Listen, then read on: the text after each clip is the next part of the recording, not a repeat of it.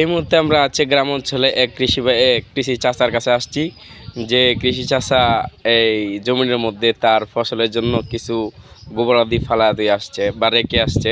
তো আমি তাকে প্রশ্ন করব যে যেহেতু বাংলাদেশে উপদেষ্টার উপর দেশ চলতেছে, সমন্বয়কারীদের অনুযায়ী তো দেশ চলতেছে, সেনাবাহিনীদের তদারকি দ্বারা এবং কি উপদেষ্টা কমিটির দ্বারা কি দেশ চলতেছে। তো আমার এই গ্রামের চাষার কাছে একটা প্রশ্ন হচ্ছে যে যে এই মুহূর্তে যদি তাকে এই প্রধানমন্ত্রিত্ব দান করা হয় তাহলে উনি কি করবেন, আমি এই বিষয়টা ওনার মুখ থেকে শুনতে চাচ্ছি।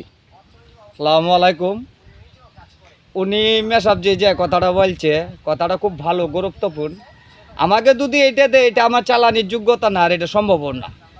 কিন্তু এই যে 9 বছর চালিয়ে গেছে খালেদা জিয়া, 17 বছর চালিয়ে গেছে শেখ হাসিনা, ওর আর হিসাবটাই যদি পাই, এটাই